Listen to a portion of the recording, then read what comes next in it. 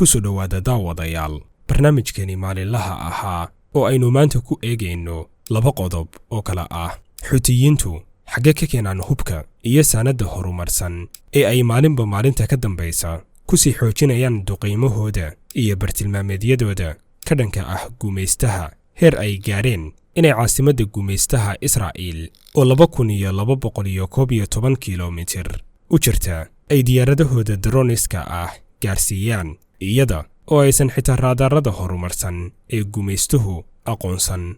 haddaba xagee ka keenaan hubkan? ma iyaga samaysta mise waa loo soo dhoofiyaa? haddii ay samaystaanna sidee ugu suurto gashay dalkan saboolka ah inuu gaaro horumarkan difaac ee baaxadda weyn? waxaynu ku ogaan doonaa muuqaalkeennan. qodobka labaad ee aan dul istaagayno maanta waa saamaynta la filayo in Donald Trump doorashadiisu ay ku yeelato suuqa lacagta kriptoga loo yaqaan. Trump ayaa haddii la doorto la saadaalinayaa inuu cirka isku shareeri doono qiimaha lacagtan loo yaqaano Bitcoin-ka. maxay tahay sababtu? iyadana waxaynu ku ogaan doonaa muuqaalkeennan. labadan qodob ayaynu ku qaadaa dhigi doonaa muuqaalkeenna maanta. magacaygu waa Cabdiraxmaan Cumar, halkanina waa Waaberi Media. kusoo dhawaada daawadayaal muuqaalkeenna maanta. haddii aynu ku bilowno badda cas ayaa tan iyo duqeymihii ay ka geysteen diyaaradaha dagaal ee gumaystaha Israa'iil uu cirka isku shareeray cabsida laga qabo dagaal hor leh oo ka qarxa. Xuutiyiinta ayaa wacad ku maray inay jawaab ka bixin doonaan duqeymaha ay diyaaradaha dagaalka gumaystuhu ka geysteen dekedda Xudaydiya. haddaba maxay tahay awoodda Xuutiyiintu ay haystaan ee u babacdhigi karta gumaystaha Israa'iil? Xuutiyiinta ayaa haysta gantaallo horumarsan oo ugu caansan yahay gantaalkan loo yaqaano Duufaan. waa gantaal baalistig ah. waxa uu wax ka ugaarsan karaa masaafo u dhaxaysa 1350 kiiloomitir ilaa 1950 kiiloomitir. gantaalkan ayaa u samays eg gantaalka loo yaqaano Qaddaar ee ay leedahay Iiraan. dhererkiisu wuxuu gaarayaa 16 mitir halka balliciisuna yahay mitir iyo bar. gantaalkan ayaa u shaqeeya qaab horumarsan, isaga oo u dhaca sida qaansada oo kale. marka la rido waxa uu aadayaa cirka sare, kadibna waxa uu si xawaare sare leh dib ugu soo noqonayaa dhulka, isaga oo aadaya bartilmaameedkiisa. marka uu xogaa u jirsado ayuuna qarax samaynayaa. gantaalkan ayaa laga ridi karaa gawaadhi loo sameeyey oo u gaar ah, kuwaas oo diyaar ku noqonaya 30 daqiiqo gudahood ka hor inta aan la ridin. madaxa ku xiran gantaalkan ayaa loo adeegsan karaa dhowr qaab. waxaa lagu xiri karaa madaxyo caadi ah, sidoo kalena wuxuu xambaari karaa madaxyo nukliyeer haddii loo baahdo. Xuutiyiinta ayaa si xawaare sare leh sanadihii u dambeeyey horumarin ballaaran ku sameeyey gantaaladooda. sanadkii 2015 haddii aad dib u milicsatid gantaalada ay haysteen, waxa ugu weynaa gantaalkan oo loo yaqaanay Qaahir waxa uu ahaa masaafada uu wax ka bartilmaameedsan karo ilaa 400 kiiloomitir, halka maanta gantaalada ay haystaan ay gaarayaan masaafo ka sareysa 1950 kiiloomitir. hubka ugu muhiimsan ee ay Xuutiyiintu haystaan waa diyaaradaha aan duuliyaha lahayn ee loo yaqaano droniska. daroonta ay haystaan Xuutiyiintu, gaar ahaan daroontii ay ku weerareen caasimadda gumaystaha, ayay ku tilmaameen inay ahayd daroon aysan raadarada difaacu qaban karin, taasi oo ku tusinaysa heerka sareysa ee ay gaarsiisan tahay awoodda droniska Xuutiyiintu haystaan. Xuutiyiinta ayaa 10 sano ee u dambeysay si xawaare sare leh u horumarinayay droniskooda. yoolkooda ayaa ahaa inay samaystaan daroonno tira ahaan iyo awood ahaanba miisaan siyaasadeed uga yeeli kara mandiqadda. droniskan ayaa isugu jira kuwo loo adeegsan karo duulaan ahaan, kuwo basaas, iyo kuwo loogu talagalay inay isbiimeeyaan. waxaana ugu caansan droniska isbiimeynta loogu talagalay ee ay haystaan Xuutiyiintu, diyaaraddan loo yaqaano Samaad 4. haddaba su'aasha isweydiinta mudan waa xagee ka keenaan Xuutiyiintu hubkan? sideese u samaystaan? 3 qaab ayay u maraan samaysashada hubkan ay haystaan ee isugu jira gantaalada iyo diyaaradaha aan duuliyaha lahayn.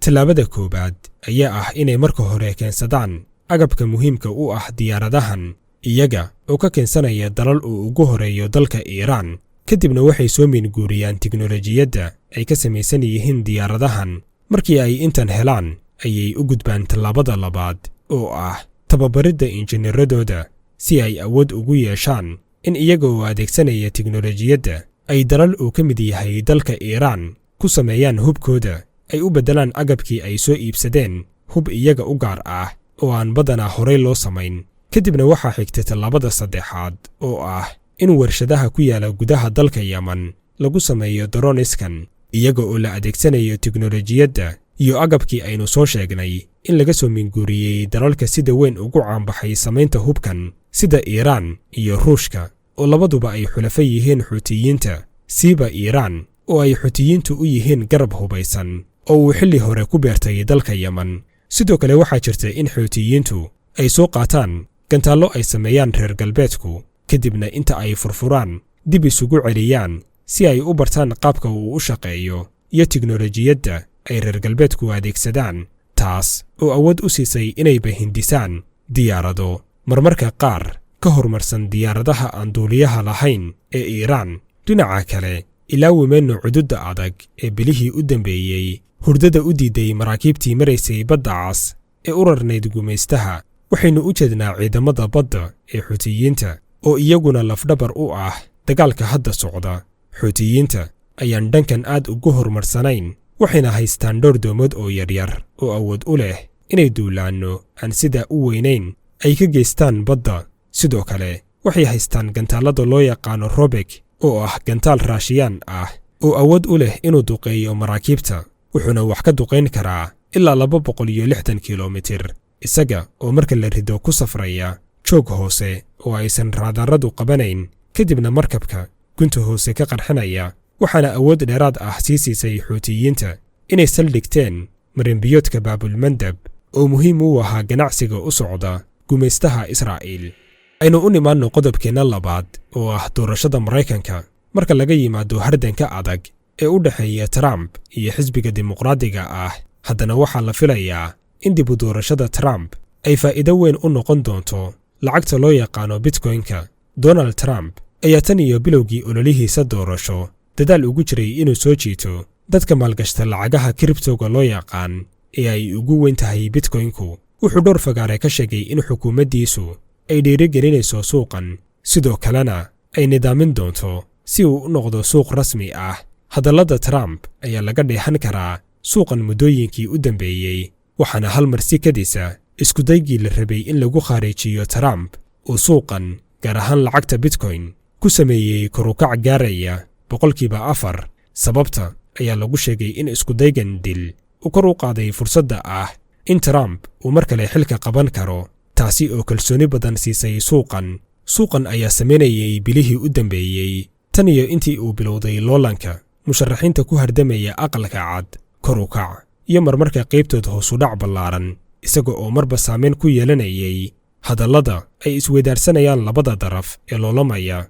madaxweynaha Maraykanka Joe Biden ayaa ka hor inta uusan tartanka ka harin isaguna bilaabay inuu soo jiito dadka maalgashta lacagta kriptoga, wuxuuna siyaasaddiisa ku daray dhiirigelinta lacagahan.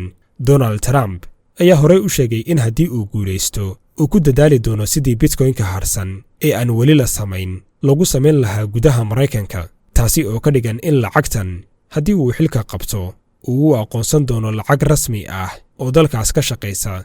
waana tallaabo haddii ay dhacdo qiimaha uu hadda joogo Bitcoin-ku cirka ku shareeri doonta. haddaba aragtidaada daawade, ma laga yaabaa in Bitcoin-ka mustaqbalka dhow uu noqdo lacagta loo wada jihaysan doono? se doorashada Maraykanku saameyn ma ku yeelan doontaa lacagtan? nagula wadaag aragtidaada qaybta hoose ee komentiyada.